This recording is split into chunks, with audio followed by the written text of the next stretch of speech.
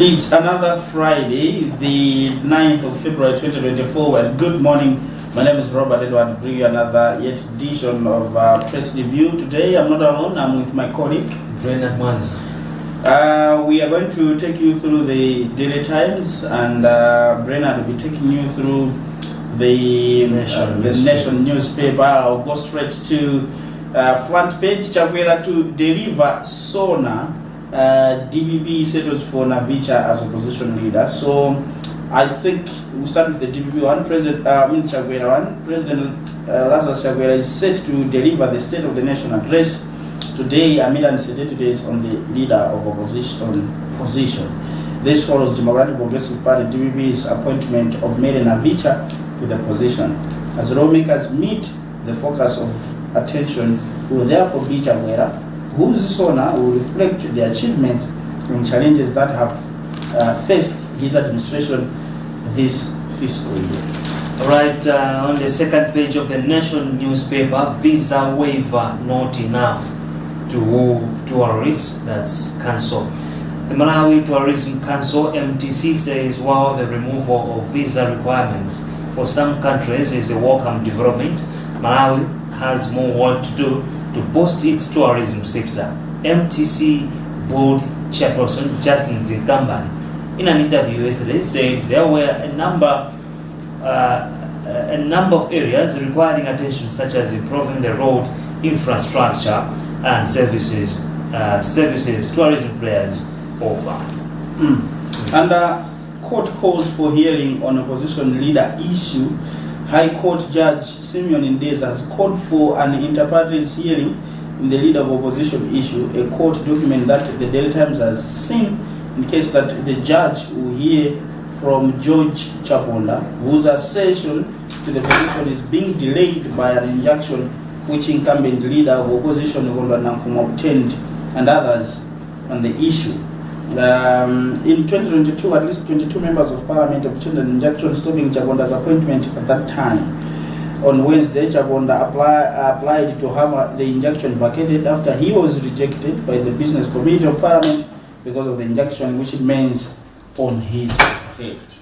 Right, more refugees preferring to return home. That's ministry. The Minister of Homeland Security has said more refugees, especially those from Rwanda and Burundi, are expressing interest to return to their home countries where the situation has stabilized. Most refugees came to Malawi after fleeing from civil strife in their home countries. Speaking when the Ministry of Homeland Security repatriated a group of 52 refugees to Burundi yesterday, the Ministry's Department of Refugees Senior Administrative and Operations Manager Hilda Katema Kausiwa said the government encourages the refugees to return home when the situation in their countries has stabilized. Wow, and there is another interesting story here. The title is on the front page. Boy tortured in Misanjo police cell.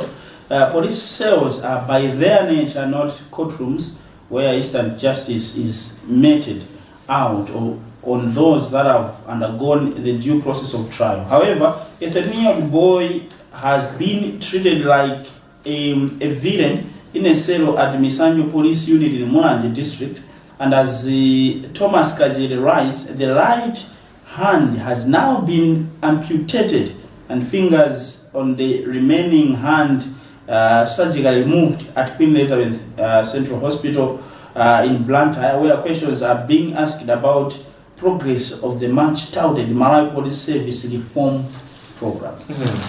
All right, and moving on to the other sections of the Nation newspaper. The Lilongwe District Council notes to 124.2 billion budget. The Lilongwe District Council says its 124.2 billion budget for the 2024-2025 financial year is meant to facilitate development projects in the district. Speaking on Wednesday during a full council meeting, the council's finance committee chairperson Limbani Pili said the budget jumped from 61.5 billion in the 2023-2024 financial year, representing an increase of 102%. Wow. And I'll be moving on to business in the Daily Times. Kwacha lost 55% in quarter 4 of the 2023. That's in the quarter of 2023. The local unit, the Kwacha, lost value against major foreign currencies at an average 55% in the last quarter of 2023. Figures from the Reserve Bank of Malawi show. A settlement issued by the central bank at the end of the monetary policy committee (MPC) indicates that the telegraphic transfer rate of the unit to a dollar stood at 1,697.98 per dollar on December 31st, 2023, after losing 50.7% during the fourth quarter of 2023. Alright, bank interest rates high to strain firms. Commercial banks raise interest rates to 24.9%. The commercial banks moved to raise base lending rates in reaction to Reserve Bank of Malawi's policy rate hike will strain businesses and consumers.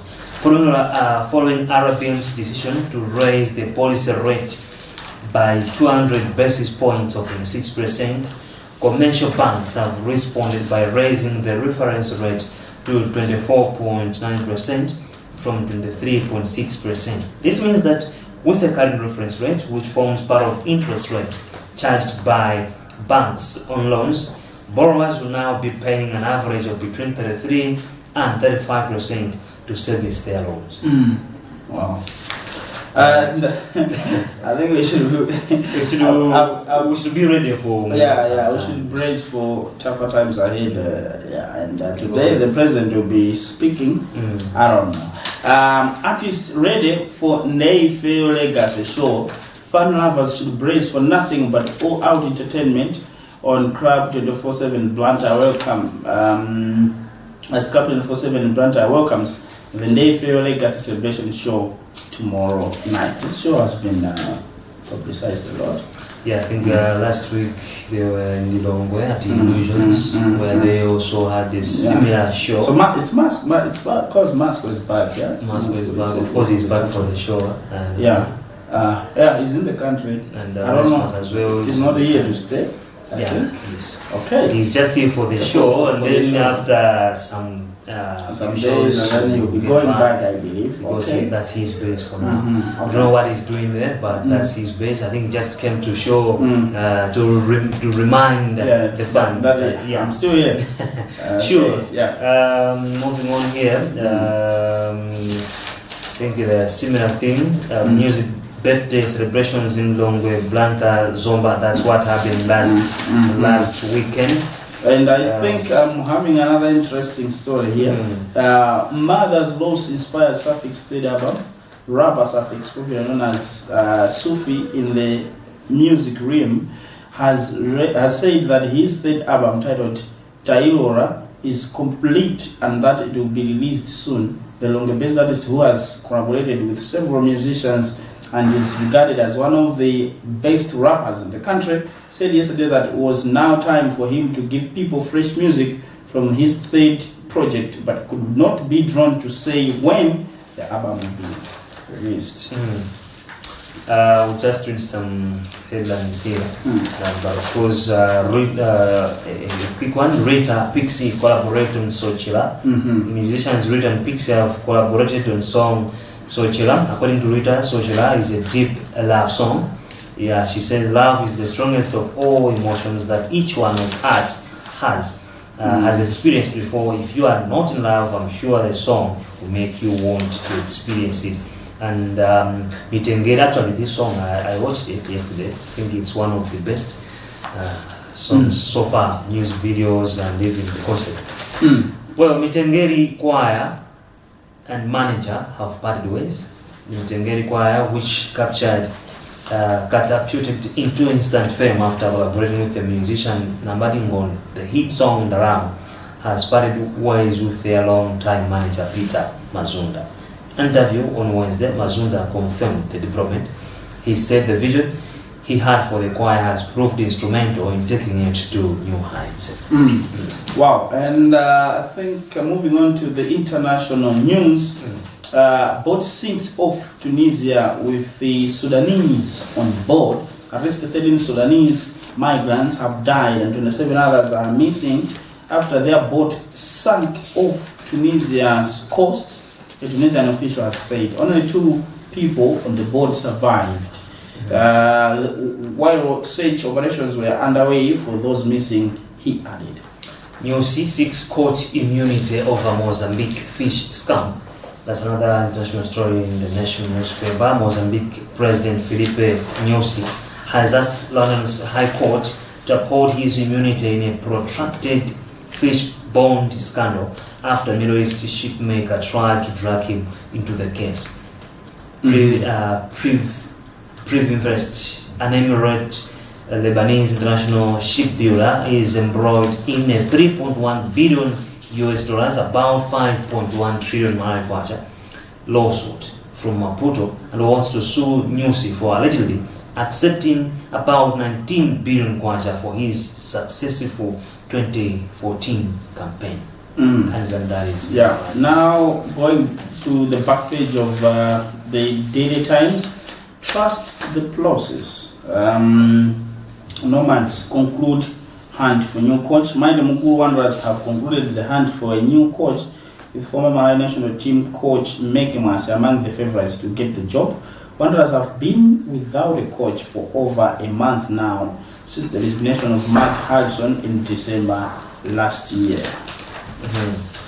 Chirima's birthday golf targets 120 players. The Vice President Sarah Chirima's 51st birthday golf tournament, scheduled for Lilongwe Golf Club this Sunday, has attracted a field of 120 golfers. LGC captain Duncan Chidza-Kufa said in an interview that registration of golfers is still. He said they are expecting a field of 120 golfers and they will play on individual Stafford format. They are ready to host this tournament and preparations on the golf course are going on well to make this day more memorable for the Vice President. And in the international news, defeat difficult to take for SA coach. South African head coach Hugo Broos feels his side played better against Nigeria in their semi-final encounter, which they lost 4-2 on penalties in the Total Energies CAF Africa Cup of Nations Cote d'Ivoire 2023. The Bafana came back from a goal down to take the game to penalties, but ended up losing.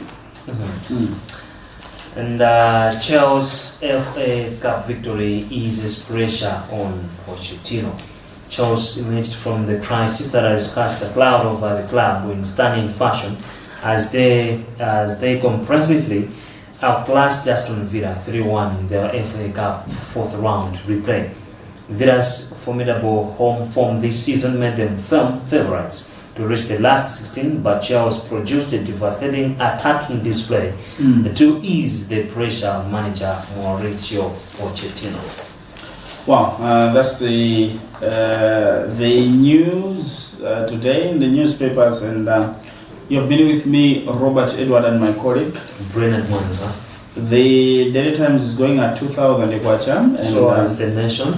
Right, so until next time, shortly we'll be crossing over to Likuni. Likuni Boys. Yeah, where there is a function and Luntha television is live. Please do not change the dial.